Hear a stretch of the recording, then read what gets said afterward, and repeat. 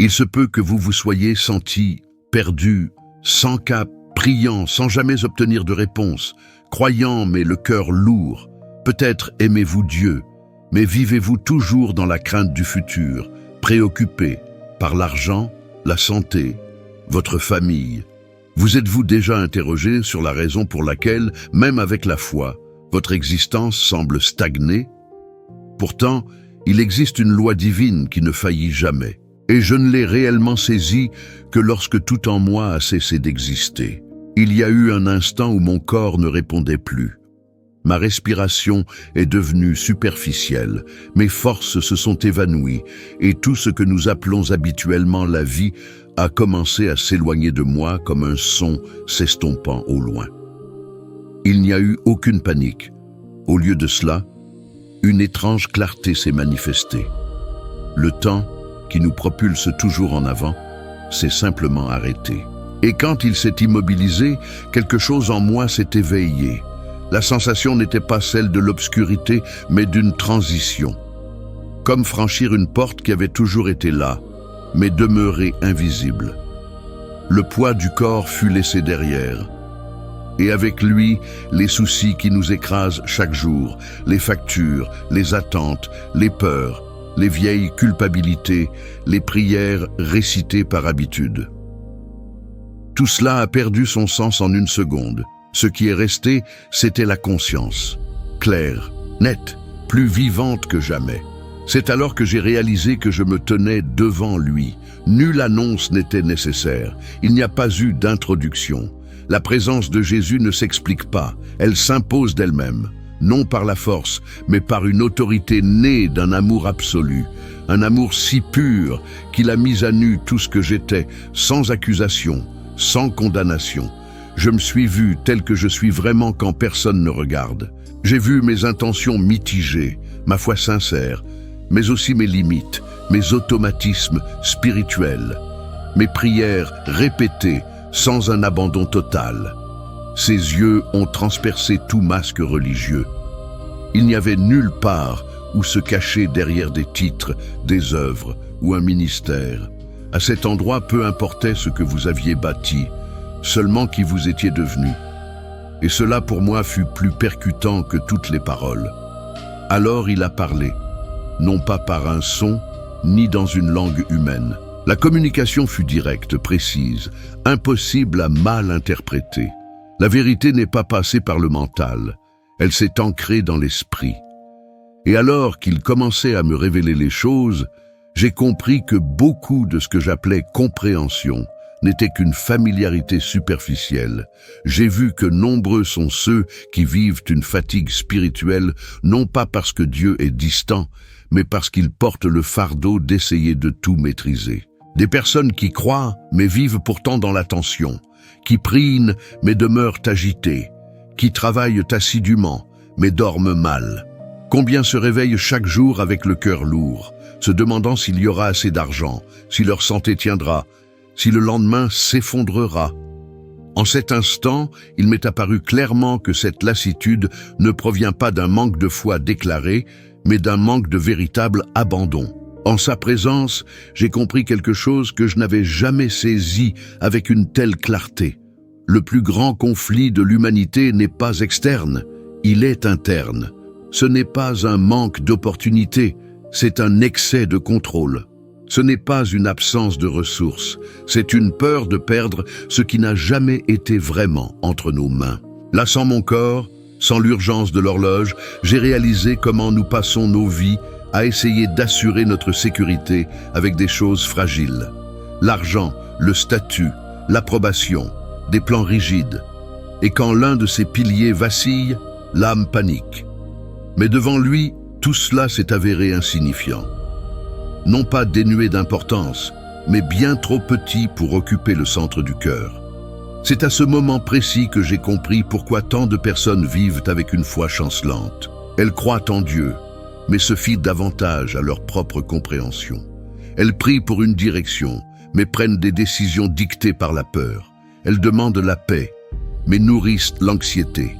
Elles disent « que ta volonté soit faite », mais résistent lorsque cette volonté exige l'abandon, Dans cet endroit, j'ai vu que la vraie vie commence quand le contrôle se termine. Et cela est profondément confrontant, car statistiquement, la plupart des gens vivent en essayant de tout prédire, de se protéger de tout et d'éviter tout risque.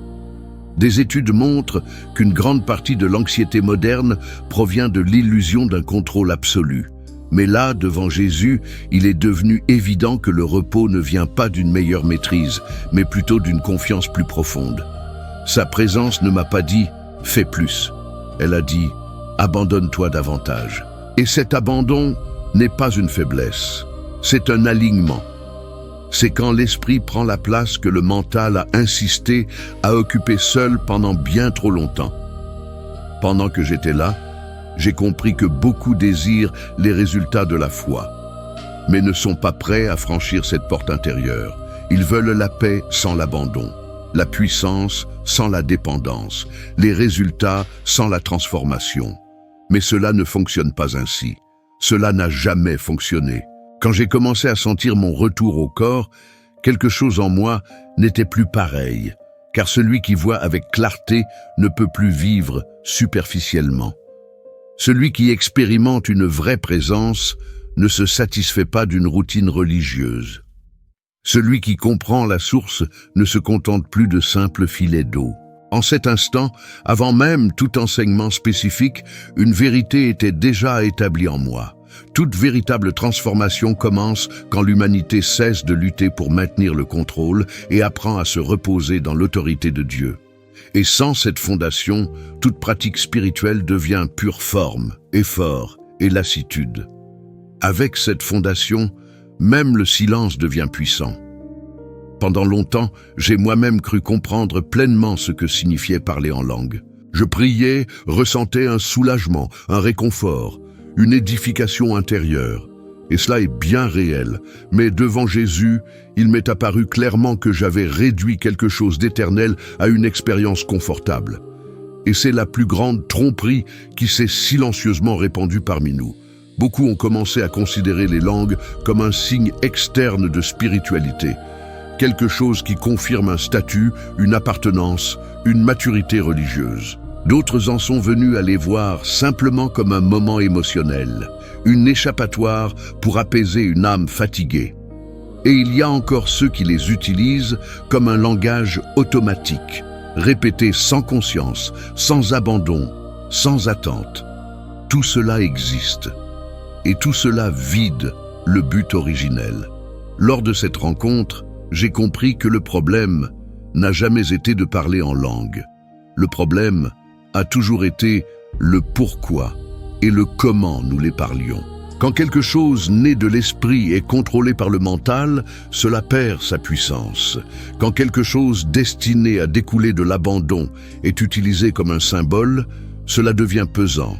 Et quand quelque chose donné comme un outil de transformation se mue en une coutume religieuse, cela devient inoffensif.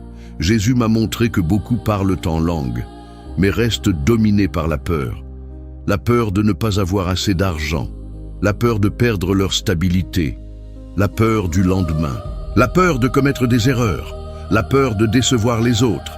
Et cela révèle quelque chose de profond. La langue a beau bouger, le cœur est toujours captif. Combien de personnes prient intensément, mais continuent de prendre des décisions basées exclusivement sur l'anxiété? Combien demandent une direction spirituelle, mais ne peuvent pas faire taire le bruit intérieur du contrôle? Combien disent faire confiance à Dieu, mais dorment mal chaque nuit parce qu'ils sentent qu'ils doivent assurer seuls leur propre avenir? Ce conflit m'est devenu évident. L'esprit prie, mais le mental résiste. L'esprit cède, mais la chair calcule. L'esprit fait confiance, mais l'humanité essaie de prédire chaque pas. Et tant que cette lutte perdure, la puissance ne circule pas pleinement. Jésus a clairement indiqué que les langues n'ont jamais été données pour prouver quoi que ce soit à qui que ce soit. Elles n'ont pas été données pour convaincre les gens, ni pour impressionner les milieux. Elles ont été données pour aligner l'humanité avec le ciel, pour permettre à l'esprit de guider quand le mental ne sait pas, pour que le divin prenne le relais quand la logique fait défaut, pour que la foi gouverne quand la peur crie. Et voici quelque chose que peu de gens réalisent. Statistiquement, la plupart des gens vivent dans un état constant d'inquiétude mentale. Des études montrent qu'une grande partie de la souffrance émotionnelle provient du fait d'essayer de contrôler les résultats futurs. Les langues, lorsqu'elles sont vécues correctement, brisent ce cycle. Elles n'informent pas le mental, elles repositionnent l'esprit. Et quand l'esprit prend le commandement, l'anxiété perd son emprise. Jésus m'a montré que beaucoup désirent des résultats spirituels, sans lâcher le contrôle émotionnel. Ils veulent la paix, mais continuent de nourrir des pensées de pénurie. Ils veulent la provision, mais vivent dans la peur financière. Ils veulent le repos, mais refusent de faire confiance. Et tant que cela se produit, la prière en langue devient simplement un son qui ne gouverne pas les décisions. Ce fut la tromperie la plus douloureuse à reconnaître. Ce n'est pas un manque de pratique qui limite la puissance, c'est un manque d'abandon. Ce n'est pas la longueur de la prière, c'est la posture intérieure. Ce n'est pas le volume de la voix, c'est la profondeur de l'abandon. Avec cette compréhension, j'ai réalisé que beaucoup parlent en langue en essayant d'utiliser Dieu pour maintenir leur propre contrôle, alors qu'en vérité, les langues existent pour briser ce contrôle. Elles sont une langue de dépendance absolue, une reconnaissance silencieuse que le mental ne peut pas faire face seul. Quand cette compréhension est perdue, les gens deviennent frustrés. Ils disent qu'ils prient, mais rien ne change. Ils disent qu'ils croient, mais restent captifs. Ils disent qu'ils pratiquent, mais demeurent épuisés. Et ils ne réalisent pas que le problème n'a jamais été la promesse, mais la façon dont ils s'y rapportent. Jésus m'a montré que lorsque les langues coulent d'un cœur abandonné, quelque chose change immédiatement à l'intérieur. Pas nécessairement d'abord dans l'environnement extérieur, mais dans la façon dont une personne perçoit la vie. La peur diminue, l'urgence s'apaise, la confiance grandit et les décisions commencent à être prises par la foi, non par la pression. C'est le point qui sépare une spiritualité vivante d'une mécanique. L'une transforme, l'autre ne fait que passer le temps. L'une génère du repos même au milieu du chaos, l'autre cause de la lassitude même en période de stabilité. Et là, il m'est devenu clair. Tant que les langues sont traitées comme un symbole, une coutume ou une échappatoire émotionnelle, elles resteront limitées. Mais quand elles sont vécues comme une expression d'abandon total, elles deviennent l'un des outils les plus puissants que Dieu ait mis à la disposition de l'humanité. Après m'avoir montré pourquoi tant de personnes n'arrivaient pas à obtenir de résultats, Jésus m'a révélé quelque chose qui a ravivé une profonde espérance en moi. Il m'a fait comprendre que les langues n'étaient pas seulement données pour soutenir les individus dans les moments de faiblesse, mais pour libérer une direction divine lorsque l'esprit humain atteint ses limites. C'est alors que j'ai saisi que beaucoup vivent dans la confusion, non par manque d'effort, mais à cause d'un excès de bruit intérieur. Ils réfléchissent trop, suranalysent, surcalculent, et plus ils essaient de décider par eux-mêmes, plus ils deviennent incertains. C'est à ce moment-là que j'ai été témoin de la façon dont l'esprit transforme le mystère en direction dès qu'il trouve de la place pour agir. Les langues, lorsqu'elles jaillissent d'un cœur abandonné, portent une information que l'esprit ne peut pas encore traiter. Ce ne sont pas des idées vagues, ce sont des stratégies spirituelles. Ce ne sont pas seulement de belles paroles, ce sont des codes du ciel qui sont libérés sur la terre. Et quand ce flux trouve son interprétation, quelque chose d'extraordinaire se produit. L'invisible devient compréhensible et la confusion cède la place à la clarté. J'ai vu des gens confrontés à des décisions qui changent une vie. Des changements de carrière, des choix financiers, des relations, des chemins sans retour. Naturellement, l'esprit essaierait de prédire les résultats, de mesurer les risques, d'éviter les pertes. Mais lorsque ces personnes se sont abandonnées et ont permis à l'esprit de prier à travers elles, quelque chose s'est réorganisé à l'intérieur. Une voix audible n'est pas nécessairement apparue, mais plutôt une conviction profonde, sereine et ferme. Le genre de certitude qui ne crie pas mais soutient discrètement. Jésus m'a montré que l'interprétation n'est pas seulement traduire des mots spirituels en phrases humaines. C'est le moment où le cœur commence à saisir ce que l'esprit a déjà décidé. Souvent, cette interprétation ne se présente pas comme une phrase claire, mais comme un alignement intérieur, une paix qui dirige, un malaise qui empêche, une clarté qui dissipe les anciens doutes. C'est ainsi que le ciel gouverne les décisions humaines. Combien de personnes aujourd'hui prennent des décisions importantes motivées par la peur de la pénurie financière? Combien restent dans des endroits qui les rendent malades, simplement par peur de l'instabilité? Combien se précipitent trop vite à cause de l'anxiété et en paient ensuite un lourd tribut? Jésus m'a montré que lorsque les langues coulent correctement, elles réorganisent les priorités avant que des choix ne soient faits. Elles alignent le cœur avant que l'erreur ne puisse se produire. J'ai aussi vu que beaucoup demandent des signes extérieurs, alors que l'esprit désire cultiver un discernement interne. Ils aspirent à des confirmations visibles, tandis que Dieu cherche à faire mûrir leur sensibilité spirituelle. L'interprétation des langues ne crée pas une dépendance à des événements surnaturels constants. Elle construit la maturité. Avec le temps, un individu commence à reconnaître quand quelque chose ne vient pas de Dieu, même si cela semble logique.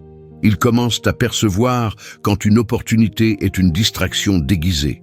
Ils en viennent à comprendre que chaque porte ouverte n'est pas une direction divine. Jésus m'a montré des individus au bord de l'effondrement émotionnel à cause d'une surcharge de décisions mal alignées. Des personnes productives, intelligentes, travailleuses, mais complètement épuisées. Lorsqu'elles ont commencé à prier en langue avec abandon et à attendre un alignement intérieur, leurs décisions ont commencé à changer. Non pas parce que les problèmes ont disparu, mais parce que leur gouvernance intérieure a changé. Elles ont cessé de réagir et ont commencé à discerner. Les recherches modernes indiquent que les personnes engagées dans des pratiques spirituelles profondes développent une plus grande clarté émotionnelle, une impulsivité réduite et une meilleure capacité de prise de décision. Mais ce dont j'ai été témoin était encore plus profond. Lorsque l'esprit interprète ce qu'il a lui-même prié, l'individu commence à vivre avec moins de regrets. Non pas parce que tout se passe toujours parfaitement, mais parce qu'elles commencent à marcher en alignement. J'ai observé des environnements être transformés lorsque cette dynamique se produisait collectivement. Des rassemblements où une personne parlait en langue et une autre interprétait non pas comme un spectacle, mais comme un acte de service. L'atmosphère a changé. Les personnes qui arrivaient confuses repartaient avec une direction. Ceux qui arrivaient opprimés repartaient fortifiés, non par l'émotion mais par la guidance divine. Jésus a clairement indiqué que beaucoup de déserts spirituels existent parce que ce canal de communication vitale a été ignoré. L'Église a appris à parler mais a oublié comment écouter. Elle a appris à agir mais a négligé de discerner.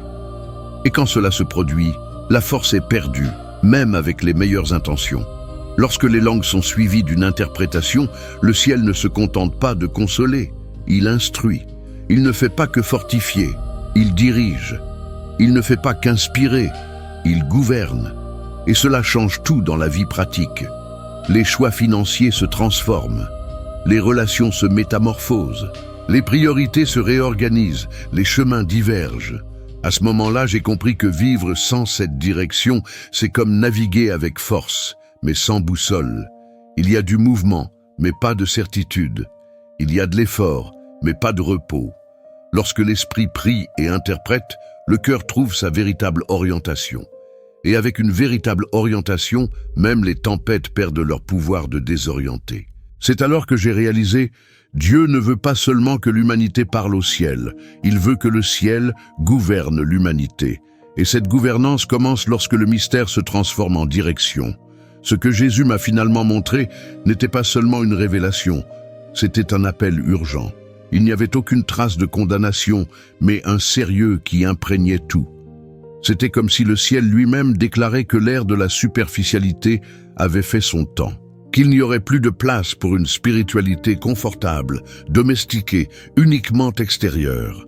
J'ai vu une séparation se déployer, non pas entre les dénominations, non pas entre les styles de culte, non pas entre les traditions. La séparation était interne, entre ceux qui utilisent les dons spirituels comme de simples ornements et ceux qui deviennent des canaux vivants de la puissance de Dieu. Entre ceux qui parlent mais ne s'abandonnent pas et ceux qui s'abandonnent même lorsqu'ils ne comprennent pas entièrement. Jésus a précisé que le critère ne serait pas la quantité de manifestations, mais l'authenticité de la transformation. Ce ne serait pas celui qui parlait le plus fort, mais celui qui vivait avec le plus de fruits. Parce que la véritable puissance de l'esprit ne se termine jamais par une expérience. Elle culmine toujours dans un changement de vie réel. J'ai vu des personnes qui parlaient couramment en langue, mais restaient piégées dans les mêmes schémas émotionnels, les mêmes réactions, les mêmes peurs, les mêmes décisions impulsives. Et j'ai vu d'autres, simples, presque invisibles, qui parlaient peu en public, mais vivaient gouvernés par l'esprit. En elles, il y avait du repos. Il y avait une autorité tranquille. Il y avait une cohérence entre ce qu'elles priaient et la façon dont elles vivaient. Jésus m'a montré que le Saint-Esprit n'était pas donné pour créer des moments intenses, mais pour former des individus stables, des personnes qui restent inébranlables lorsque les finances se resserrent, qui ne paniquent pas lorsqu'un diagnostic les effraie, qui ne compromettent pas leur valeur lorsque la pression monte. C'est le signe d'une puissance authentique. Elle soutient lorsque tout autour s'efforce de s'écrouler. J'ai aussi vu que beaucoup désirent des dons, mais ne sont pas prêts à mourir à leur ego. Ils veulent l'autorité spirituelle, mais résistent à l'obéissance quotidienne. Ils veulent opérer dans le surnaturel, mais ne sont pas disposés à abandonner le contrôle, la fierté ou le besoin de reconnaissance. Et l'esprit ne se manifeste pas pleinement là où l'ego exige encore les projecteurs. Jésus a clarifié ceci. L'esprit coule là où il y a un abandon continu, pas seulement des moments de capitulation, où une vie entière devient un autel, pas seulement le temps de prière, où les décisions financières, les relations, les paroles, les réactions et les priorités sont soumises à la gouvernance de Dieu. Les recherches indiquent que les individus ayant une spiritualité cohérente, où la croyance et la pratique s'alignent, présentent un plus grand équilibre émotionnel, une résilience accrue et un sens plus profond de la raison d'être. Mais ce dont j'ai été témoin était plus profond. Lorsque l'esprit gouverne, la vie devient moins réactive et plus intentionnelle, moins anxieuse et plus confiante, moins confuse et plus résolue. Jésus m'a montré que dans les derniers jours, il y aurait beaucoup de manifestations vides et en même temps beaucoup de puissance authentique, tranquille et transformatrice. Le discernement ne viendra pas par le spectacle, mais par le fruit. Là où l'esprit est vrai, il y a un changement de caractère, une restauration familiale, des décisions sages et une liberté intérieure. J'ai vu que le plus grand danger n'est pas de rejeter les dons, mais de les trivialiser, les utiliser sans révérence, les pratiquer sans transformation, parce que cela crée des personnes spirituellement actives, mais intérieurement stagnantes. Et cela conduit à la frustration, à l'épuisement professionnel et, souvent, à l'abandon de la foi. Jésus n'a appelé personne à simplement représenter la spiritualité. Il nous a appelés à vivre dans la vérité, à être une demeure, pas une vitrine, à être un canal, pas une scène. Et cela exige quelque chose que beaucoup évitent, l'abandon quotidien. J'ai aussi vu que l'esprit suscite des personnes ordinaires, loin des projecteurs, qui ont appris à dépendre davantage du ciel que de leur propre force. Des personnes qui prient en langue, non pas pour ressentir quelque chose, mais pour tout aligner. Des personnes qui ne parlent pas beaucoup de pouvoir, mais vivent avec une autorité intérieure. Celles-ci deviennent des points de lumière dans des environnements sombres sans même essayer.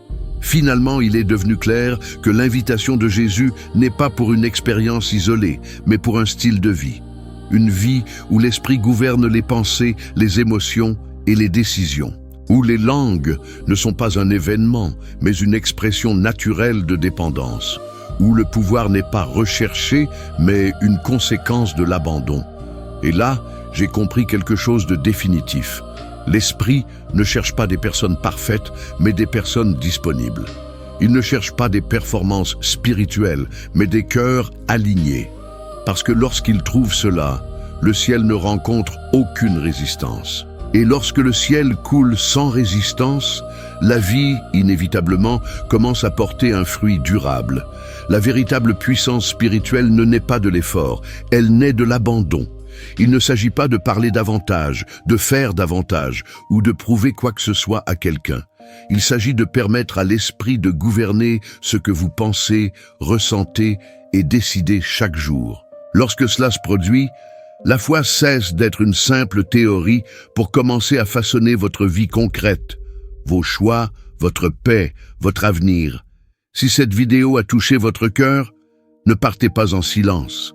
Montrez votre appréciation pour cette chaîne en laissant un pouce bleu ou un commentaire, ce qui permettra à ce message d'atteindre des personnes qui se trouvent exactement là où vous étiez autrefois, fatiguées, confuses, mais avides de vérité. Rejoignez notre communauté en vous abonnant et obtenez un accès prioritaire au contenu à venir, élaboré avec prière, profondeur et détermination. Maintenant, continuez ici. La prochaine vidéo qui apparaîtra vous élèvera d'un cran dans l'évolution de votre sagesse, vous aidant à devenir meilleur que vous ne l'êtes aujourd'hui, de l'intérieur, avant tout changement extérieur. Je vous retrouve dans la prochaine vidéo.